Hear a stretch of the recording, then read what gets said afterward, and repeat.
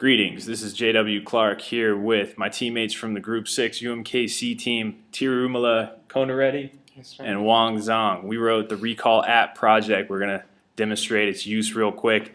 But before I get into how the app works, let me just tell you a bit about what the data is doing behind the scenes. We are consolidating recalls from 4 federal organizations, well, I should say United States public organizations. The Consumer Product Safety Commission publishes recall data on their website.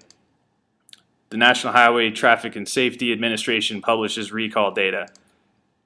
The Federal Food and Drug Administration publishes recall data, and so does the USDA. And all these feeds we are consolidating into our app and then categorizing them. The point of the course we're in right now is to discover machine learning and, odd as it may sound, turn around using machine learning to discover things, traits, features about the data. So we take 4 feeds from 4 different organizations, we generalize the data, we pull it together, we classify it, we make recommendations for our users. So let's jump into this app real quick. We'll look at some of the categories that are published for recall. We took the liberty of categorizing data. We use certain, this is the FDA for example, one organization here. You can select that organization and pick any other. We'll just switch over to the USDA real quick. Pick a category, it's automatically going to say it's mislabeled. It's automatically typed by debris found in foods or medicines or some such thing.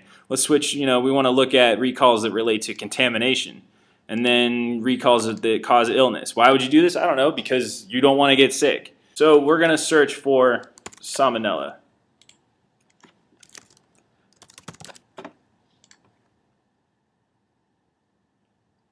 And here we have it. This data you see is categorized by contamination, salmonella, and relates to illness. So in all of these categories, based on classification, we're returning results that fit into that very specific category.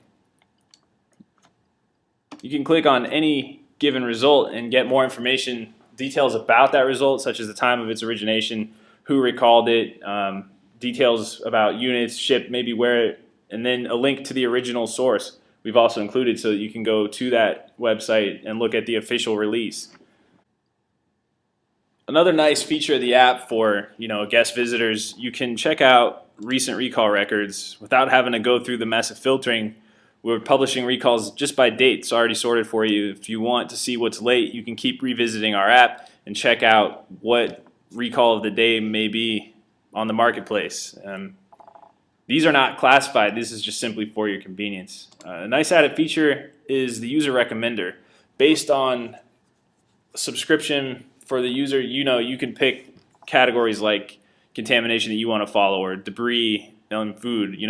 There are some recalls that relate to broken pieces of glass or shards of metal being in your food in the markets that you shop at. Like I said, you could subscribe to categories that are only relevant to you. Based on that, we will take the liberty of recommending further categories.